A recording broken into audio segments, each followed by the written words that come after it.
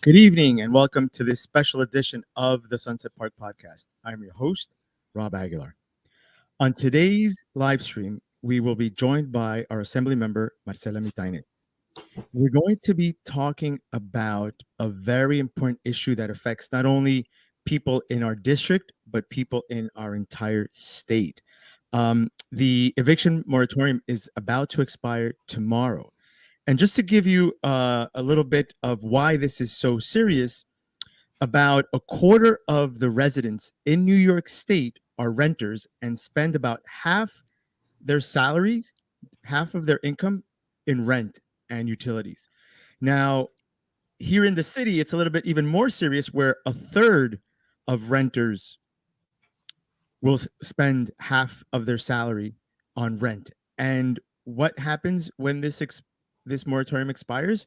Our assembly member is going to give us some details and some very important, vital information on that. And I'd like to welcome Marcela Mitaynes to the live stream. Marcela, welcome. Thank you so much, Rob, for having me. And hi, everyone. So this eviction moratorium is expiring tomorrow. How serious is this situation for us? Well, we are still trying to come out of a pandemic. A lot of people were dealing with medical issues. A lot of people have lost employment. Some of the businesses that people worked for no longer exist. So we are still trying to recover. And so the idea of the moratorium was to not allow eviction cases from renters to move forward. These are called non-payments. But something that folks aren't talking enough about also, the moratorium isn't just for renters. It's also for homeowners, right? There's a moratorium on foreclosures. And so this is, again, because this is at no fault of people. The government is stepping in to try to provide some assistance. But the truth is, we have to understand that we live in a capitalist society, and we have landlords who are, demanding to get paid or demanding their apartments back. Housing is intersectional with health. This isn't just an housing issue. This is a healthcare issue. Part of the reason of having the moratorium is because if people are sick and they're supposed to quarantine, where are they supposed to quarantine if they don't have a home? We can't have, hundreds of people showing up in housing court trying to defend themselves when we're supposed to be distancing.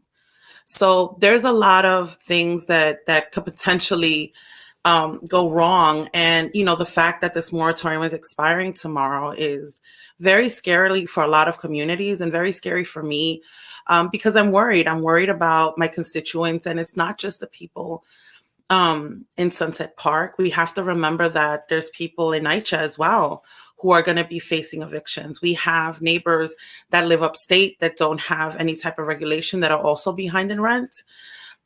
So I'm really disappointed that the leadership hasn't taken this with the seriousness that it needs or the importance. One of the things that sticks out to me, right, before the pandemic in 2019, I read a statistic that there were about 149,000 eviction cases pending in the courts, and that was before the pandemic.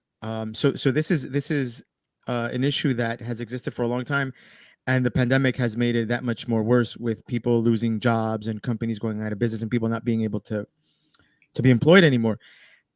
What can be done, if anything, to either extend this or how do we stop it? How do we prevent it? How do we as a community help to somehow rectify this?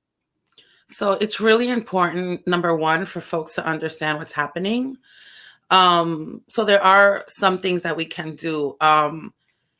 There was something called ERAP, which was funding that was allocated through the state level that tenants could apply for who fell behind on their rent due to no fault of their own, but because of the pandemic, they lost their income.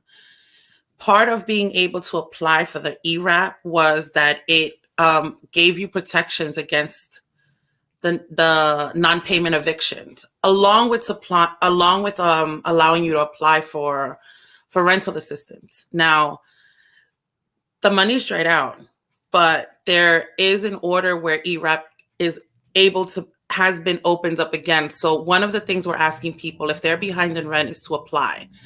We are currently working, at least I am pushing to see if we can get some money into the funds. But at least that gives you some protection. The other thing is, like, it's really important to organize. There's a movement of tenants that are fighting for stronger protections. And what they've been doing this whole week is having a bunch of actions. And I just came from one today where there was a rally on the steps of the public library on 42nd Street. And then there was a march to 3rd Avenue where the governor's office is.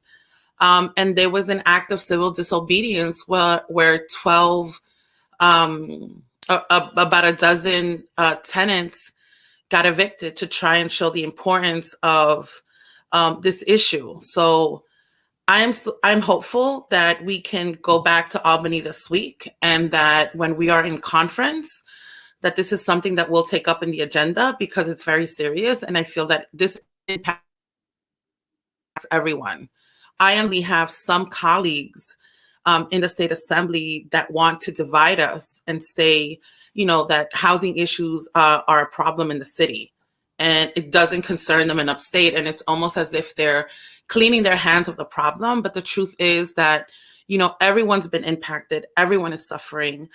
And so, we have, I believe, an obligation to the people of the state of New York, not just my constituents that live in the district that I represent, but that I also have a responsibility to folks in the entire state who need help. We should be providing that assistance and that help. Yeah, it's definitely not a city problem. I mean, the stats indicate that, right? A quarter of the residents in the state that are renters spend half their salary on rent. Can you imagine half of your salary going to rent, and then being at risk of, if you lose your job, not being able to afford to pay rent and to be evicted is a very serious situation. It's more, we have people that we've assisted that have gotten the rental assistance that they needed for the time that they were behind in rent. But the truth is, not everyone has been able to bounce back. Not everyone's been able to go back to work. Not everyone's been able to go back to work full time. And so people that have been helped, renters that have gotten assistance, are coming back because they're still not able to make the rent. And so this is a much bigger issue that we need to address. So what's being said is that there is no funding for this, and that's why it's going to be let to be expired. Is that the rationale behind? No, the rationale is that there's a lot of pressure from property owners and the real estate industry to get back to business. And again, we live in a capitalist society that prioritizes property owners' rights over tenants' rights. And that is something that, I've always been fighting against. I've been doing tenant advocacy and organizing for 10 years before I came into the state assembly. And this is a very personal issue to me. We don't talk about the trauma that's inflicted on our families and individuals when they get evicted. And that's something that, I've experienced myself. That's something that I still carry with me deep inside. That's why I'm so aggressive in wanting to push back and fight back. The truth is, we had a governor who prioritized the real estate industry and the donors that he had from that industry. And, it's been 10 years of austerity budgets where they've been cutting funding to essential programs that our communities need. And so we're reaching incredible numbers of people being homeless. And homeless isn't just people that don't have somewhere to live that are in the shelter. we're seeing it in our community, you know, 2 and 3 families are piled in together in an apartment, or a family is forced to live in a room, you know. This isn't right. And there's certainly something that we can do about it, and we should be doing something. Yeah, that's one of the troubling things about um, what this pandemic helped expose. Right, we always knew about the inequities that existed in our society, here in our city, here in our state, in our country. And I think the pandemic kind of brought it to light and in your face, where people had to choose between paying rent or buying food.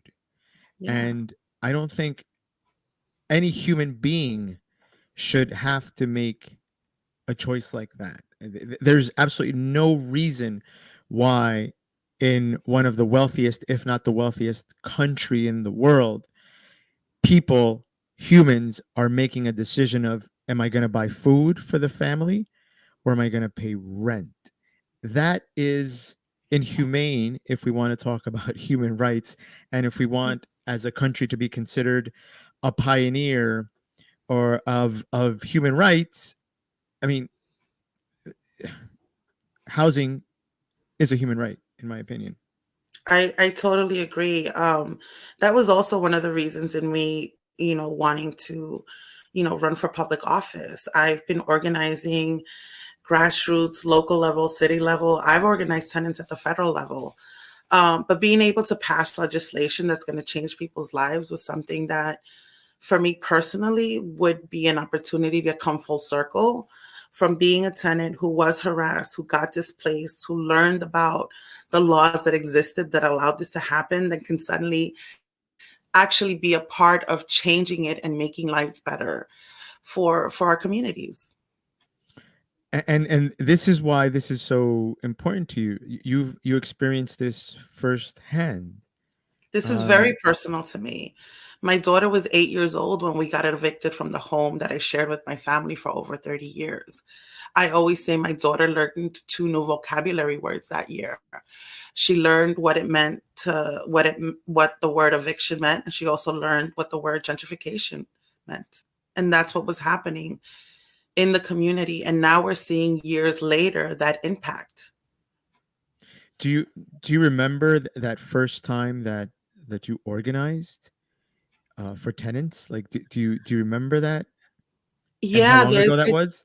it was a building on 40th Street between 5th and 4th, and it was a 6-unit building that didn't have heat, that were complaining of basic repairs that they needed, years of disinvestment.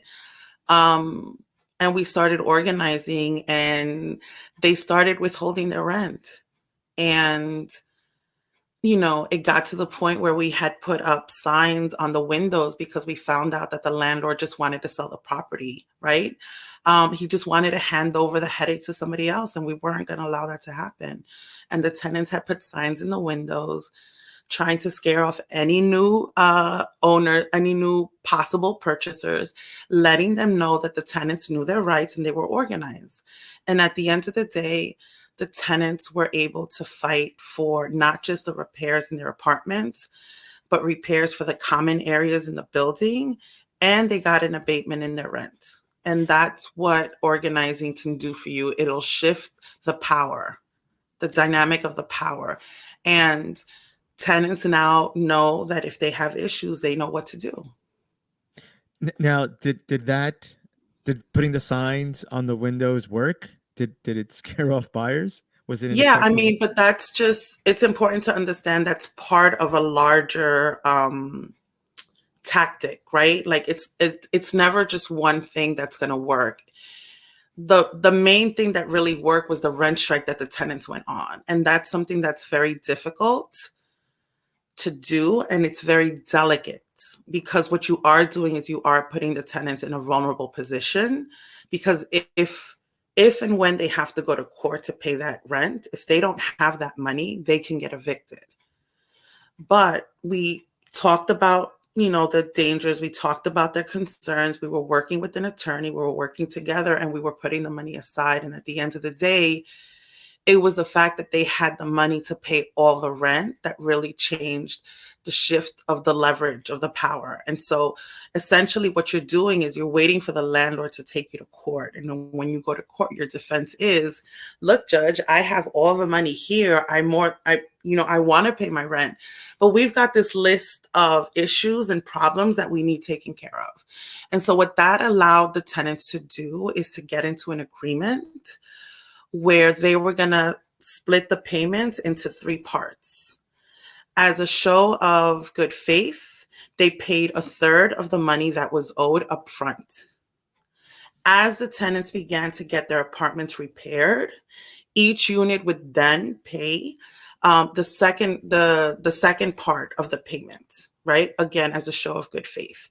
And the third and last payment would be made only after all the tenants had gotten their repairs and all the repairs building-wide were completed. Aside from that, the amount of time that it took the landlord to fix it from the time that we notified him about the issues and complaints, the tenants were also able to negotiate a rent reduction. It's very powerful. And I still keep in touch with the tenants. And one of the ladies in particular, which was the first tenant that I was actually working with and trying to help her get repairs, we realized that this was a building-wide issue. And then I went into the building and I had a meeting with the tenants, and then we started working together. So it's great to know that they are in a much better position. And it's great to just bump into them in the neighborhood as well. So that first fight was a victory. Oh, yes. Yes.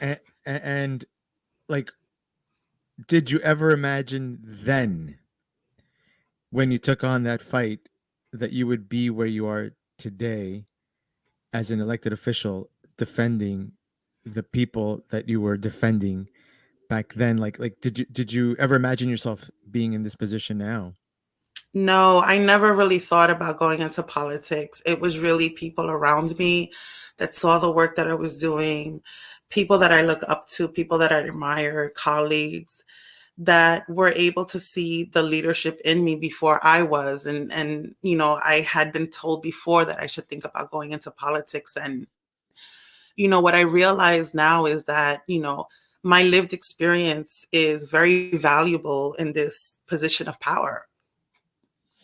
And you've accomplished so much as an assembly member, and you're we could still say you're still pretty new at it. Would you say you're still I mean, what you're going into your second year? Yes. And this fight for tenants' rights, but then to see you at the forefront of the fight for the Excluded Workers Fund, and what that took to accomplish the hunger strike. That is still something that when I look back at all the video clips, when I look back at and I talk to everyone that was involved in in those 21 days, I have to hold back emotion because I do too. because first of all, like, there's no reason that people should have to go on a hunger strike for this, right? Like, Yeah. it is the ultimate sacrifice, and you're sacrificing yourself, your body, for the greater good of your community, and that is something so admirable, Marcela, that for me to know you, to be in your presence is like an honor. I've said it many times over, and Thank I you. still remember that first time that you walked into, when we were able to record in person, in the studio, and we talked about your story and what you went through and your experience, having experienced firsthand being evicted, Yeah. and all these fights. And I was like, there is no better ideal candidate person to represent our community, because you understand, you've lived what your community lives through every day, and you fought those fights to get us the respect, the resources that we deserve, right? They didn't give us the excluded workers fund because they were kind and they're good people. It's what it's and when you think about it, it should have been way more, right? Like, Oh, but we were originally asking for $3.5 billion. And, it was something that people said, you guys are dreaming. This is never going to happen. This is impossible. You're not going to get the money. The governor proposed his budget and there wasn't any money, no money put aside for our undocumented immigrant workers who had continued to work and keep the city going through the pandemic. Um, it was a very humbling experience. I was watching afar how, um, everyday folks, everyday New Yorkers were going on hunger strike while I was up in Albany trying to debate in conference why this was so important, and constantly being met with racist comments, lies, saying things like immigrants don't pay any taxes. They came here illegally. Why are we giving them a blank check? Some of my colleagues were saying things like, I don't have any immigrants in my district. This doesn't impact me. And it was the frustration of the inaction up in Albany, not wanting to do something. The last thing I said, it was one of my comments, it was just, how do I drive? How do I make the point of what's happening and what needs to do? And the last thing I remember saying to them was, my people are desperate. To when I realized I'm not getting anywhere here debating them. There was enough people who were taking up that charge. I needed to do something, and I felt like a nuisance. I couldn't do anything. What is the point of having this power? How do I wield it? How do I use it? And that's when I was realizing, as I'm watching the news, like everyone else is watching, folks going on hunger strike. They were at day 10 when I said, I can't do this anymore. I can't just sit here with my hands crossed. I need to do something. And I decided very last minute and very quickly, I'm going to join them. If nothing else, I can bring attention to the fact of what's happening and what's going on, because it also felt like the press was slowly starting to lose interest in what was happening. And I got to meet some really amazing folks who were very inspiring. And, they were putting their bodies on the line.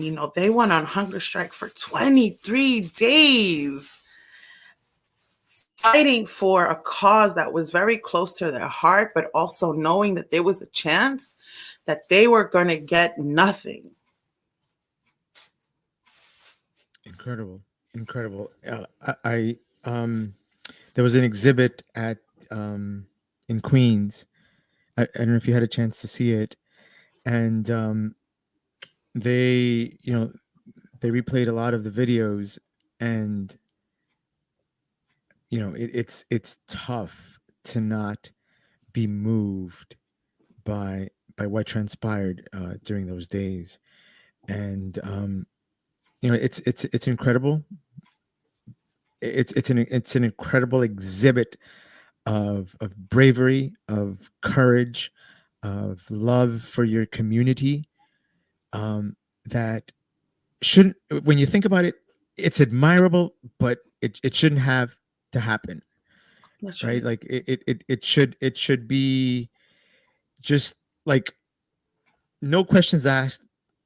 People of the city, people who contribute to the city, people who keep this city, this state, this country moving, should not have to fight for what should be righteously theirs.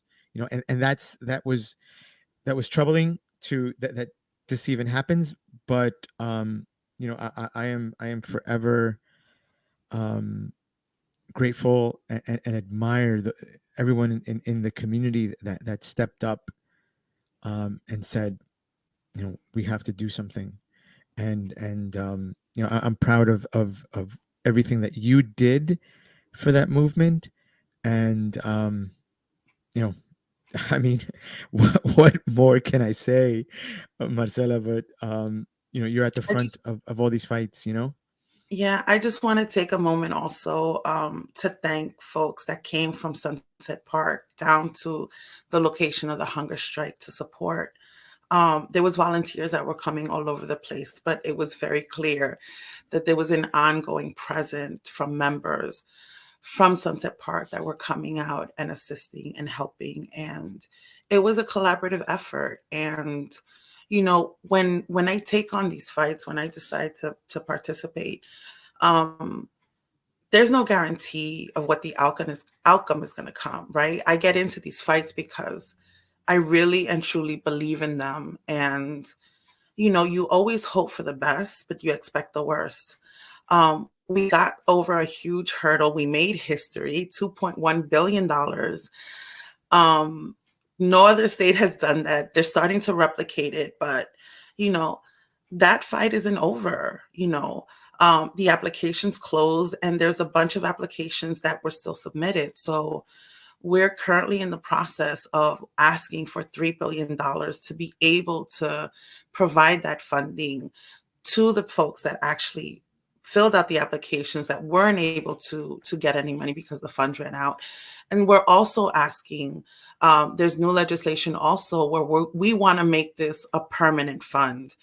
Um, it was very difficult and it was very challenging. And one of the things that was challenging was the fact that they wanted to put all these requisites to be able to qualify. And that was very scary because most of our folks don't have the documentations that are required.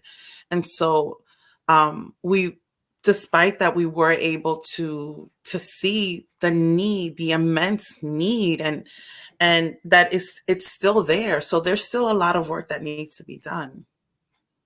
Yeah, and one of the things that I found interesting, maybe even troubling about this whole situation is that something like you said, the requirements were difficult, and it almost felt like, and I don't know, this just could be my mistrust of of the system at times, but it almost felt like it was difficult by design. I don't know. I don't know if that was the case or just a coincidence, No, but it was 100%. They wanted to make this as difficult as possible so that you have to understand any money that gets left over, they get to keep and they get to use for something else. And yeah, so there's a lot that I'm learning. And one of the things that I am trying to do moving forward is something called Fireside Chats with Marcela, where I am talking to folks about what's happening in government, but also trying to pull back the curtain and really bring folks in so that they understand the way government works because they need to be outraged. Um, the funds, they made it difficult on purpose. They didn't want us to qualify. They didn't want to be able to give out this money. And so the fact that we were able to show the need that people applied, and mind you, there was two tiers of money that was giving out. The bigger tier was $15,600, and you needed to prove identity, you needed to prove residence, and you needed to prove that you were working and that you lost work as a result of the pandemic. And so things like having a driver's license, things like having an ITN number and paying taxes, things like having the NYC ID card, all of these things were very, very important in being able to qualify.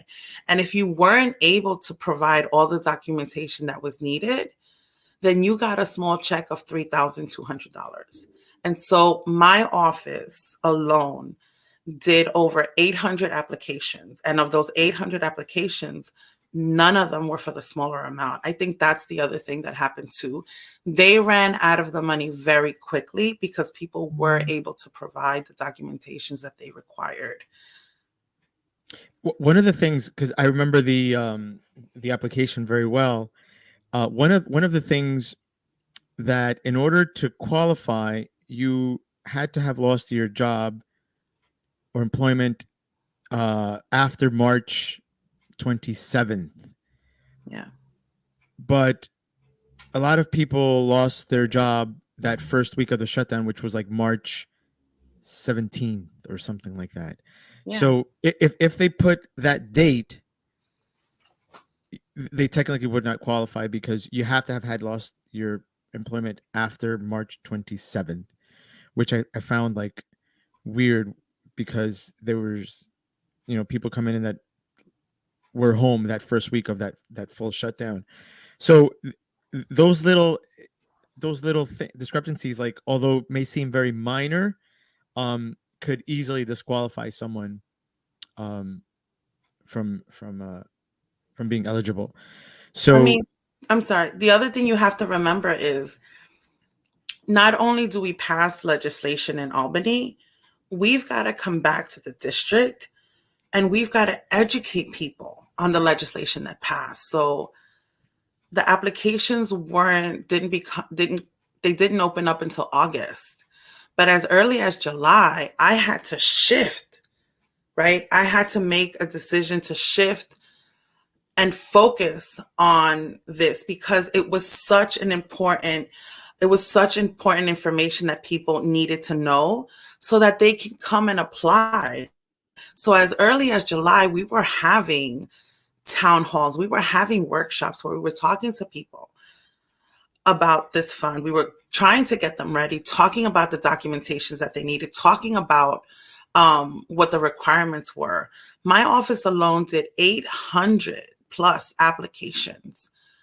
And, it doesn't end there, right? The whole point of this is to get people involved and understand the way government works and understand that the government can actually work for its people. And so one of the things that we started seeing is, people didn't believe that they would be able to get this money. People kept saying, "Oh, but I'm undocumented. I'm not going to qualify for it." And it was difficult at the beginning. Not everyone was applying. And then slowly we started seeing, once the applications were approved and people started getting that money, the news spread like wildfire. And then we were just out of capacity. There was times I was coming back to the district office 12, 1, 2 o'clock, and there was a line out the office and wrapping around the block.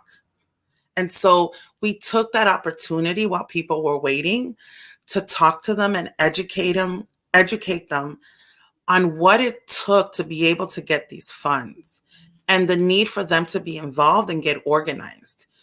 We were able to have a workshop in December where we wanted to bring everyone together, both the people that applied and got the money, as well as people that applied and didn't get it, because we knew that we had a larger fight to go for. We were expecting about 50 people and got close to 170 that showed up. Mm-hmm. And so having these conversations and talking about the importance of organizing, proving to them that their government can provide to them.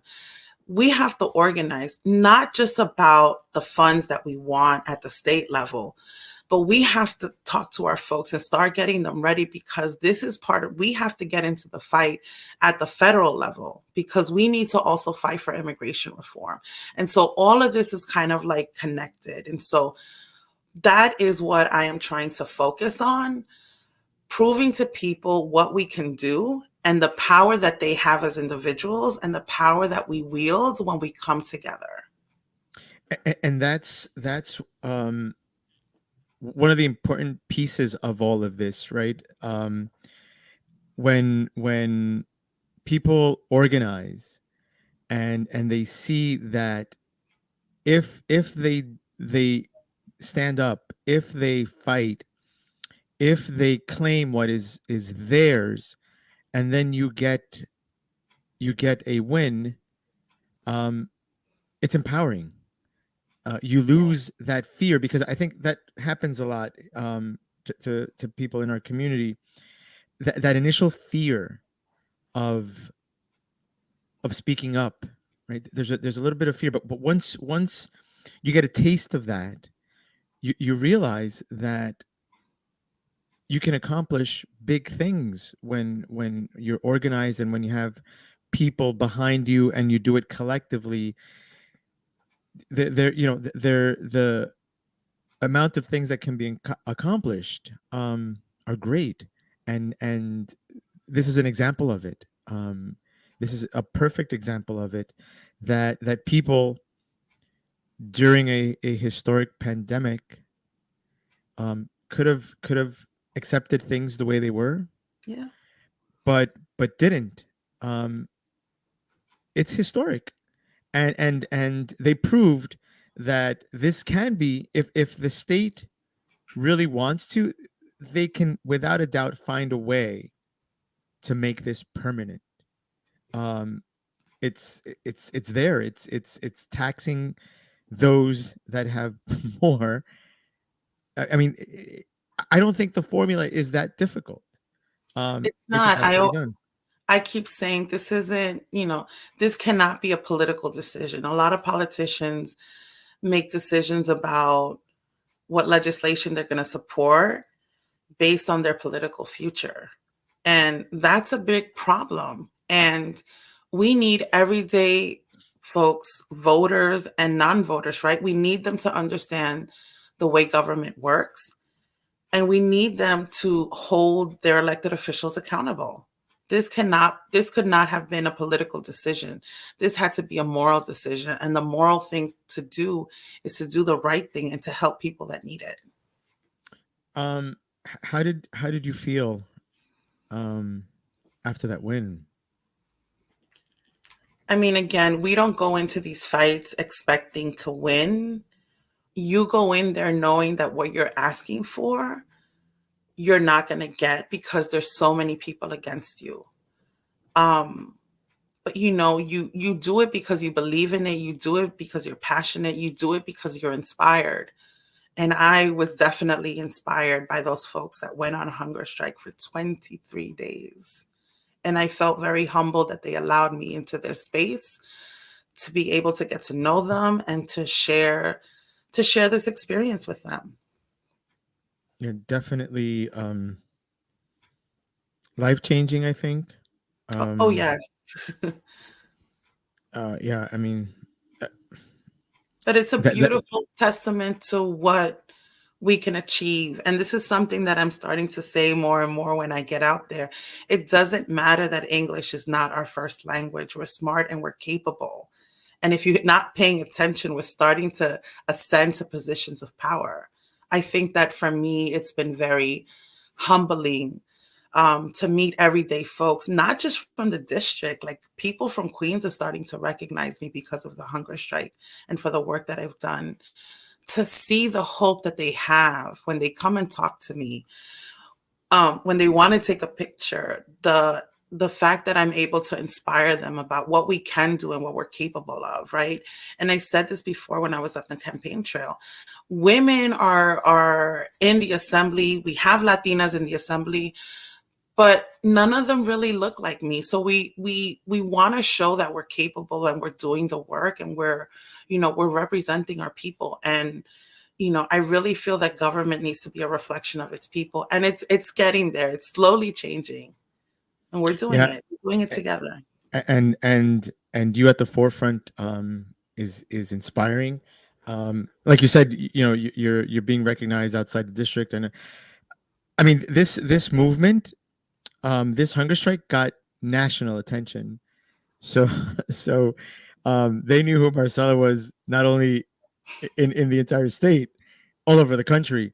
And as someone who was raised here in Sunset Park, to see one of our own, take that leadership spotlight is inspiring. Just like you said, we see a reflection of us, in these leadership roles, and it only inspires us to be more. involved, to be more part of these movements. And we're extremely lucky to have you as our assembly member, to have you as a community leader, and I'm personally forever grateful for all the work that you're doing, and it's an example.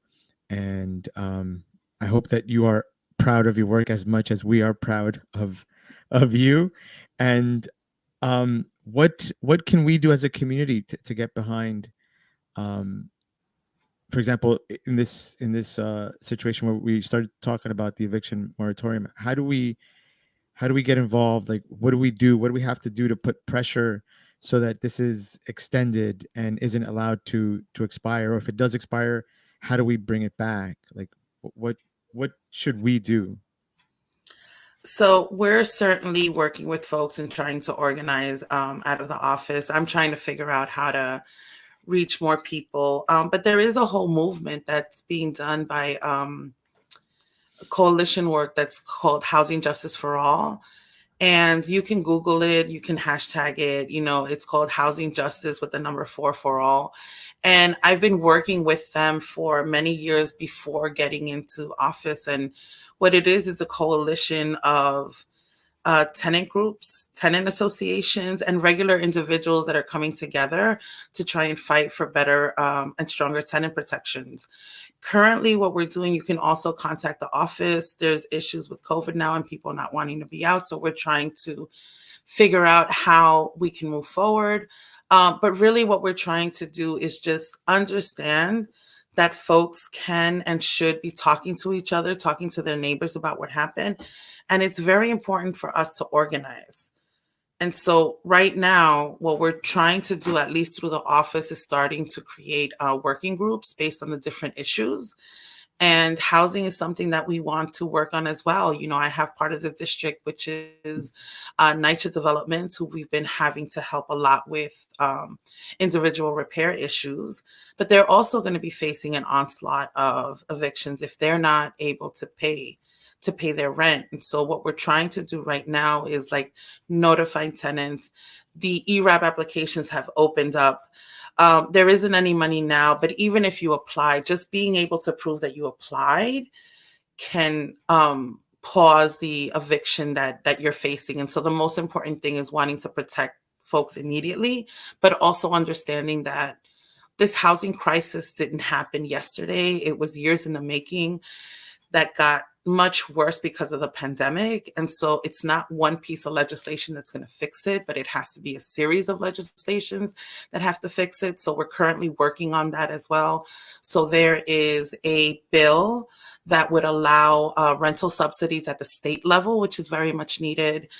There's something called the Good Cause Eviction Bill, and this is very important, particularly not just for New York, but this is going to give basic tenant protections to tenants in upstate that currently don't have it. So we've seen in our district, for example, the small buildings, the 2 and 3 family homes that are used. Those buildings right now don't have any protection against an eviction. What does that mean? That means a landlord can evict that tenant without actually giving a good reason. Meaning we've had tenants that have lived in these types of buildings 10, 20, even 30 years that are suddenly getting evicted and don't understand why. The reason they're getting evicted is we have corporations that are coming into our communities and buying these homes because they know that they can evict the senior that's paying a low rent and have a new tenant coming in. And so what the Good Cause Bill would do, it would stop that. In order for a landlord to take a tenant to court and evict them, they would have to have a good reason. What's a good reason for eviction? If they're not paying their rent, if they're breaking one of the rules of the lease, if they're being a nuisance, all these things would be a good reason to evict them. What are we trying to prevent? Retaliatory evictions, tenants that are complaining about repairs that are suddenly evicted because the landlord thinks they're being problematic, or harassment, right? And so That is something that would help our community. That's something that would help renters across the state of New York. If we can get the real estate out of purchasing these homes, then maybe we won't have these extravagant, these high sale prices for homes, actually giving opportunities for community members to invest in their community by being able to purchase a home themselves. Mhm. There's also this TOPA bill that I'm actually spearheading. It's the Tenant Opportunity to Purchase Act. And this idea really came out of the organizing work that I had done. The last buildings that I worked with, that I organized before I left to go into the assembly, were 3 buildings that are located on 23rd Street between 5th and 4th Avenue. 8 units each. The original owner had passed away some years ago before the pandemic. This is like as the pandemic started. The landlord had passed away some years ago and had an adult daughter coming around collecting rent in cash from immigrant families. What they didn't know was that they were not paying any property taxes and the city was going to foreclose on the property. And so they were in the process of setting up a scheme because they were coming around and presenting an owner, saying someone who was going to purchase the building. None of the tenants knew that the buildings were in foreclosure. So, in a situation like that, for me, the ideal solution would be to find a way to make those same tenants that live in those buildings an opportunity to actually own the building and own their own property. This is also an opportunity to help our folks move from the working class into the middle class with ownership. And in order for that to happen, we need funding to assist these families to be able to purchase. And so that is what the bill would do. It would be their first right if the building was being sold, that the tenants would have an opportunity to actually purchase it. And that is something that is very important. And I'm hopeful that that's something that we can get sufficient appetite to pass in the legislature. But again, this housing crisis that we're in is not going to be solved overnight, and it's not going to be solved by one piece of legislation. It needs a comprehensive approach. Wow. And I mean that would be That would be amazing. that would be a game Incredible. changer for the folks in our community. Yeah, and another historic piece of legislation that you would be a part of. Marcela, you're thinking big, and this is great. But this is what we need. This is what the community needs. And I want to thank you for taking the time this evening to to spend it with us, to tell us about this, to give us an update on everything that you've been working on. And I mean, this is important, and it affects us in so many ways. And I want to thank you for taking the time this evening, to share this information with us. Thank you for having me. And we'd like to thank you all for tuning in. Um, this is important. Housing is a human right, and we have a champion fighting on our behalf, and we are forever grateful for all the work that our Assembly member Marcela Mitaynes is doing. So I'd like to thank you for spending this evening with us. We will be back next week with another great guest. Thank you very much. Have a great evening. Gracias. Fajarin